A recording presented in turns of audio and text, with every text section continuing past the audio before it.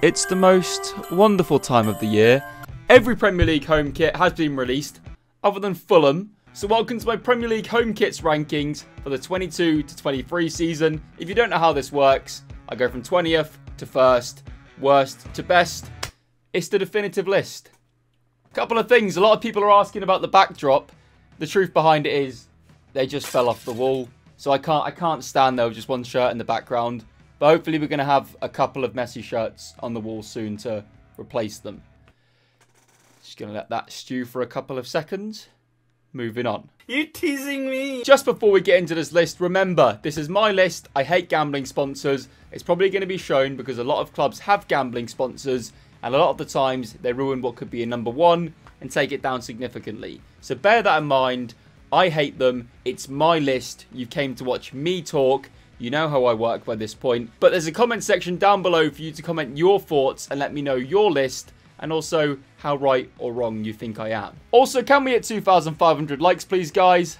Let's get into this. 20th, Fulham. At the time of recording this, they just haven't released it and they've delayed myself and other creators making this video, which is easy views. 19th, I've gone for Brentford. Look, bonus points for keeping their home shirt for a couple of seasons in a row. I've heard differing reasons as to why that actually is. But last season, as you can see from this clip, I hated it. I didn't like it last season, and it hasn't grown on me over time. I think it's a waste of potential, and I don't like it. Look, in at 18th, there is a lot at stake this season for Everton. So much so, they've dedicated an entire shirt to it. 17th, I know a lot of people have been enjoying this, but I really don't like this Newcastle shirt. I don't think a light blue, it could be anything as a light blue. Remember, they had a Wonga sponsor. I don't think light blue works well on black and white. It's my opinion. Moving on. 16th, a lot of people have said this shirt is growing on them, but I'm sorry, Chelsea fans, it's just ugly. It's not for me, Clive. Cheers, Jeff. 15th, right, look, there is something to be said about simplicity and a basic design. But for me, this Liverpool shirt, I think it's lazy. It's just so run-of-the-mill. Yeah, moving on. 14th, I've gone for Wolves. Look, Wolves fans, this is not a dig at you. I think you have some of the best and most iconic Premier League shirts of all time. I adore this Doritos one on screen. But spend a little bit extra if you can afford to do so, obviously. And just get that shirt. It'll be much more... No one's remembering this shirt in 5 years. No one's ever going to talk about this shirt. It is just so half-arsed and bad. 13th, I've gone for Leicester. It's a bit boring and plays it safe. Title of your sex tape. No, not for this channel. 12th, I've gone for Brighton. Right, look, very much like I expect their season to be this season. It's solid enough. But you can't unspot the fact the shirt is a massive H. I know a few shirts have had it over the last few seasons, but look at the shirt design on screen. Sam, could you detail what I mean here? Look, it's a H. From Steps. We could have had it all, Southampton. We could have, because Hummel have smashed it for you again. Hummel, Love, Southampton and Coventry. There's obvious reasons why this one's been marked down. You know it, I know it. I'm just not keen. Bournemouth is solid. Alright, it's solid. Why have I put that above Southampton? You're tacky and I hate you. 9th, I've gone for Nottingham Forest. Right, look. What I said about Liverpool earlier, I think this is the opposite. I think this is a strong example of where sponsorless simplicity can work really well. I think it works differently. I think Macron have done a better design for Forest than Nike had for Liverpool, which isn't normal for me to say because I'm a huge Nike advocate. I just think it's a good shirt. It's a good entry back to the Premier League for Forest. At the time of recording this anyway, because I like it sponsorless, but I don't know what the current situation is, but I imagine that will get a sponsor at some point. 8th, obviously I'm biased, but it's good to see Adidas pull out a good design for Leeds for once. And it would have been very much higher, and obviously there would have been bias there, but there's an obvious reason why it's in 8th. We could have had it all! In at 7th, I've gone for Spurs. I think this is another fantastic example of simplicity working well for a shirt. And for me, this is an upgrade on last year's shirt. I actually think across the board, like, the shirts this season are stronger than the home shirts from last season. Only for the Premier League, that is, and it's my opinion. But I think across the board, it's more of a solid